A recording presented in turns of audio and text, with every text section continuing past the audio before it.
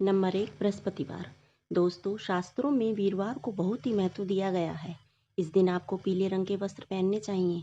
बृहस्पतिवार के दिन घर में कोई भी पीले वस्त्र पहने या फिर पीले रंग का फल जरूर खाना चाहिए।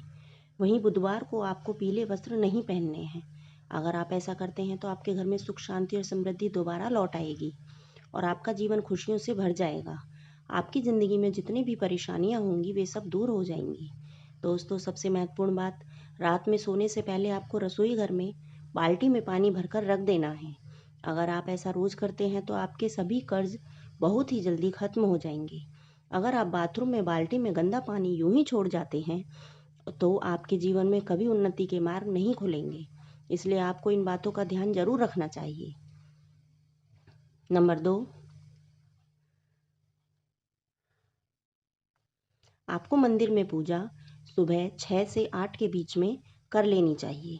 इस बात का ध्यान रखें कि आपको कभी भी पूजा ज़मीन पर बैठकर नहीं करनी चाहिए। आपको पहले ज़मीन पर कोई चटाई या फिर कपड़ा बिछा लेना है और फिर उस पर आसन ग्रहण करके ही पूजा करनी चाहिए। नंबर 3, वास्तुशास्त्र में बताया गया है कि अगर आपके घर में किसी भी नल से या फिर किसी अन्य जगह से पानी हमेशा टपकता रहता है तो आपके घर में धन की हानि हो सकती है। जिस तरह एक एक करके पानी बूंद के रूप में टपकता है, उसी तरह से आपका पैसा भी धीरे धीरे करके जाता रहता है। नल से जो पानी टपकता है उसे बहुत ही अशुभ माना गया है, इसलिए हमको वह जल्दी से जल्दी ठीक करा लेना चाहिए, तभी उसी से सुख शांति घर में रहती है, वास्तु दोष नहीं लग पाता है और घर में दरिद्रता वास करने लग जाती है। इसलिए अगर आप घर में जल से पानी टपकता है तो आप उसे ठीक करा लीजिए। नंबर 4, सप्ताह में एक बार जरूर समुद्री नमक या फिर सेंधा नमक को पानी में डालकर घर में पोछा लगाना चाहिए। इससे आपके घर की सभी नकारात्मक ऊर्जा खत्म हो जाती है और घर में खुशहाली लौट आती है। सेंधा नमक या फिर समुद्री नमक को पानी में मिलाकर अगर आप हर हफ्ते में एक बार पोछा लगाते हैं तो यह आपके घर के कीटाणुओं को भी मारता है और आपके घर की नकारात्मक ऊर्जा को भी खत्म करता है।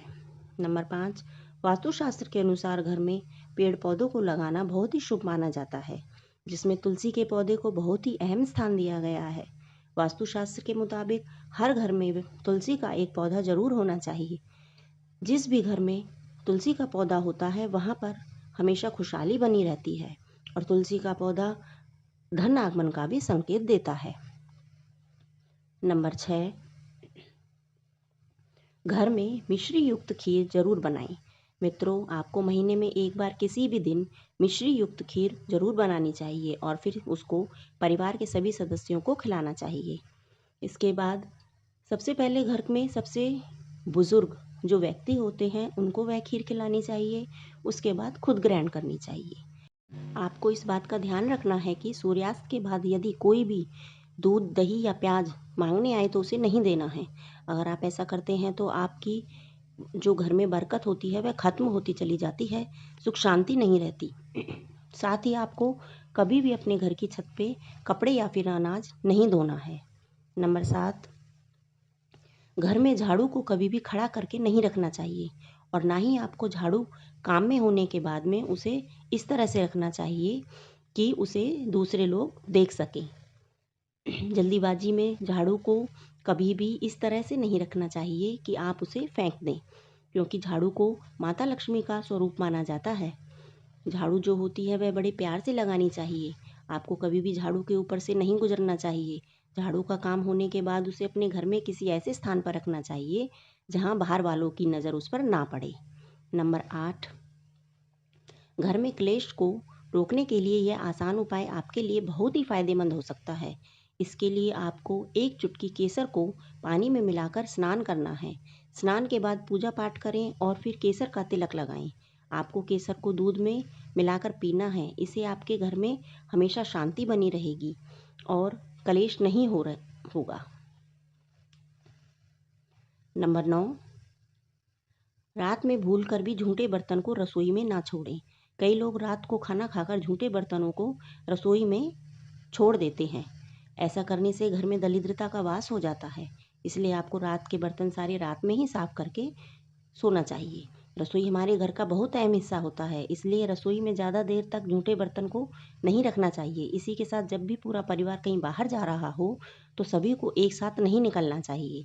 परिवार के सभी सदस्यों को एक एक करके आगे पीछे होकर घर से बाहर जाना चाहिए, यानी कि 1-2 मिनट के आगे पीछे। इससे आपके यश में वृद्धि होती है और समाज में आपका मान सम्मान बना रहता है।